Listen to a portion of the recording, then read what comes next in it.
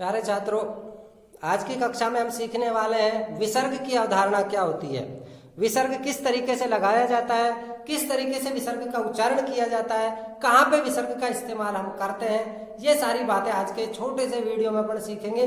पूरा video last तक देखना, बहुत मजा आने वाला है। देखो इधर, ये विसर्ग हमने लिखा। विसर्ग होता क्या है? विसर्ग हलंत की तरह ही, अनुस्वार की तरह ही एक अयोगवाह चिन्ह है।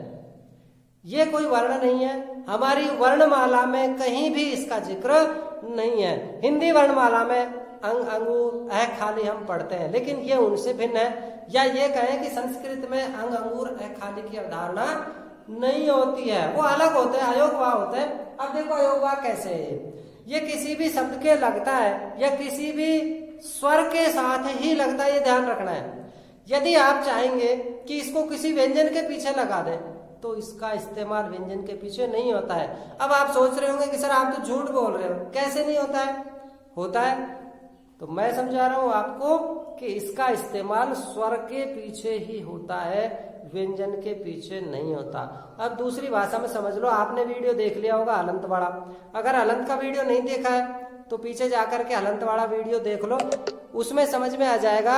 हलंत जहां पे लग जाता है वहां मात्रा हट जाती है और वही व्यंजन बचता है।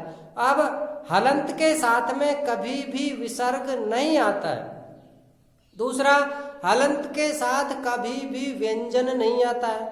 तीसरी बात, विसर्ग के साथ कभी भी ना हलंत आता है और ना ही अनुस्वार आता है। चौथी बात, अनुस्वार के साथ कभी भी ना तो विसर्ग आता है और ना ही हलंत आता है। अब सीधी भाषा में समझ लो, ये तीन लोग हैं और इन तीनों का आपस में झगड़ा है एक दूसरे से।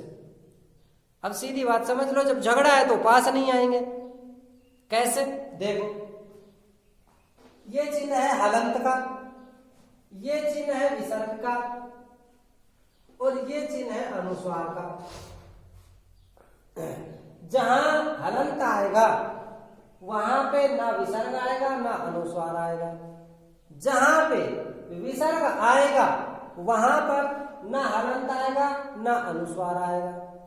जहां पर अनुस्वार आएगा वहां पर ना हलंत आएगा और ना ही विसर्ग आएगा। इनका 36 का आंकड़ा है। अब क्यों है उसका कारण हम समझते हैं। देखो कैसे। अनुस्वार किसके स्थान पे होता है ये हम अनुस्वार वाले वीडियो में, नेक्स्ट वीडियो में देखेंगे। हलंत समझ ही चुके हम कि जब किसी भी व्यंजन में से मात्रा को निकाल दिया जाता है तो उसके नीचे हलंत लगा देते हैं। अब हमने बात समझी कि विसर्ग कहाँ लगता है? जब स्वर हो। अब स्वर को तो हमने हलंत लगा कर निकाल दिया। स्वर जब निकल गया तो स्वर के साथ जो चीज आएगी वो भी निकल गई। अर्थात विसर्ग का इस्तेमाल हलंत वाले वर्ण में या हलंत वाले व्यंजन में नहीं होगा, क्योंकि इसमें से मात्रा हम निकाल चुके हैं। अब समझो अनुस्वार के साथ क्यों नहीं होता। क्योंकि अनुस्वार अपने आप में ही एक हलंत वाला वर्ण है। कैसे है? ये अनुस्वार वाला वीडियो देख लो, वहां पे आपको समझ में आ जाएगा अनुस्वार किसके स्थान पर है। अनुस्वार पंचम वर्ण के स्थान पर होता है। क वाली लाइन में आखिरी का वर्ण है ङ, च वाली लाइन में य, ट वाली लाइन में न, त वाली लाइन में न और प वाली लाइन में म। उन पांचों में से किसी एक की जगह अनुस्वार होता है। अब किसकी जगह होता है ये अनुस्वार वाले वीडियो में देखेंगे। तो वहां ये खुद ही अपने आप में एक आधा वर्ण है। जब ये खुद आधा वर्ण है और ये भी स्वर के साथ ही आता है, इससे पहले वाले वर्ण में अर्थात जिसके ऊपर ये लगा हुआ है उसमें हलंत नहीं होगा, वो पूरा होगा, क्योंकि ये भी स्वर के साथ पहले से बोल रहा है। अनुस्वार, अनु का मतलब होता है पीछे, स्वर का मतलब स्वर के, तो ये स्वर के ही पीछे जुड़ता है। तो स्वर के पीछे ये जुड़ गया आधा। अब इस आधे के पीछे विसर्ग नहीं लगेगा। अब विसर्ग क्या होता है वो समझो। विसर्ग किसी भी स्वर के पीछे जुड़ने वाला एक अयोगवाह चिन्ह है जिसका उच्चारण हिंदी वर्णमाला के है के जैसा होता है, लेकिन पूरा नहीं, आधा। अब कन्फ्यूजन कहाँ होता है वो समझो। देखो, इसका उच्चारण स्वर के ऊपर डिपेंड करता है। जिस भी व्यंजन के साथ स्वर जुड़ा हुआ है और जिस स्वर के पीछे विसर्ग जुड़ा हुआ है, तो इस विसर्ग का उच्चारण भी उस स्वर के ऊपर ही आधारित होगा और उसका उच्चारण स्थान किस तरीके से करना है ये आज हमको सीखना है। सारी मात्राओं के साथ विसर्ग का उच्चारण स्थान मेरे साथ साथ आपको करना है। इसको बिल्कुल क्लियरली आपको सीखना है, क्योंकि कई बार हम उच्चारण करते समय, विसर्ग का उच्चारण करते समय बेवकूफ बनते हैं और हमारा उच्चारण इतना गलत होता है कि सामने सुनने वाला क्या सोचता है, अरे इसको तो उच्चारण ही नहीं आता है। तो आज इसका उच्चारण करना हमको सीखना है, कैसे उच्चारण होता है। मैं कुछ एक उदाहरण लिख रहा हूं, हर मात्रा के साथ इसका उदाहरण हम लिखेंगे। देखो, चूंकि विसर्ग हमेशा स्वर के साथ आता है, पहले मैं स्वर के साथ लिख रहा हूं, उसके बाद में कुछ शब्द लिखूंगा व्यंजन जोड़ करके, उनके साथ इसका उच्चारण अपन सीखेंगे। ए के साथ विसर्ग हम बहुत बढ़िया तरीके से पढ़ते हैं, अह। क्या पढ़ते हैं? अह। इसका उच्चारण स्थान आधे है का जैसा होता है, लेकिन ध्यान दो, ए के बाद विसर्ग आए तो पढ़ेंगे अह, यानी विसर्ग के बाद हल्की सी आवाज ए की आती है, अह। दूसरा देखो, आ के बाद विसर्ग लगाया, हम क्या पढ़ते हैं? आह। आहा नहीं है के बाद ए नहीं बोलना हमको, आह। क्या बोलेंगे? आह। क्या बोलेंगे? आह।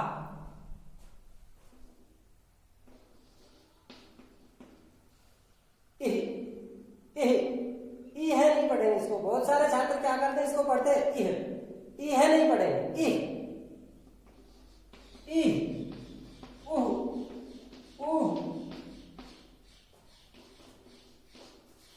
ए अही ओह आहू। अब ये मैंने सारे स्वर के साथ इसका उच्चारण लगाया। अब हम कुछ शब्द लिखेंगे जिसके अंदर अंत में यानी विसर्ग से पहले इन मात्राओं से संबंधित वो शब्द होंगे। जैसे यहाँ पे मैंने लिखा राम, इसको हम पढ़ेंगे राम। क्या पढ़ेंगे? राम। आकारांत शब्द मैंने लिखा लता, और लता के साथ यदि विसर्ग लग जाएगा तो हम इसको लता है नहीं पढ़ेंगे। बहुत सारे छात्र इसको पढ़ते हैं लता है, लता है नहीं पढ़ेंगे, इसको पढ़ेंगे लताह। लताह, आ का ही उच्चारण इसमें लास्ट में निकलेगा।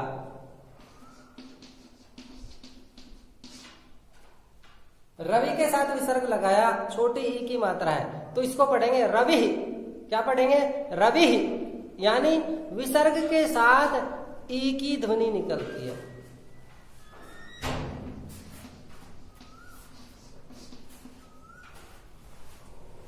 लक्ष्मी, लक्ष्मी, यानी बड़ी ई की ध्वनि इसके साथ में निकलती है।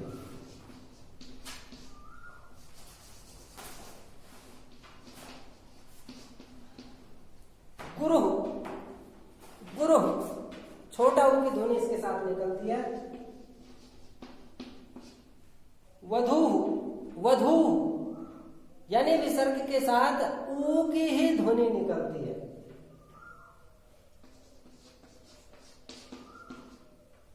हरे, हरे, विसर्ग के साथ ए की ही ध्वनि निकलती है।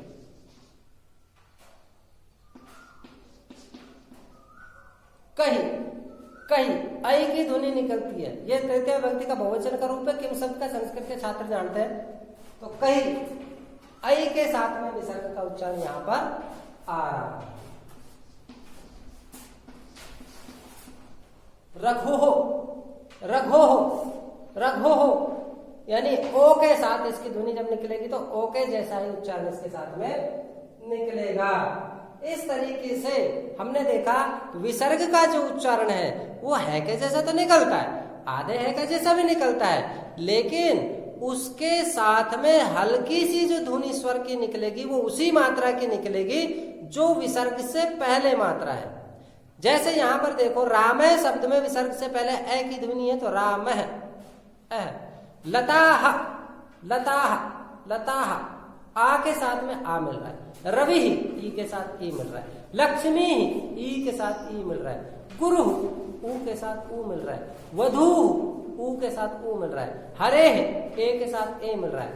कही आई के साथ आई मिल रही है। रघो ओ के साथ ओ मिल रहा है। तो आप समझ गए होंगे कि विसर्ग हमेशा किसी न किसी स्वर के पीछे ही जुड़ता है और उसका उच्चारण उस स्वर पर ही आधारित होता है, निर्भर होता है।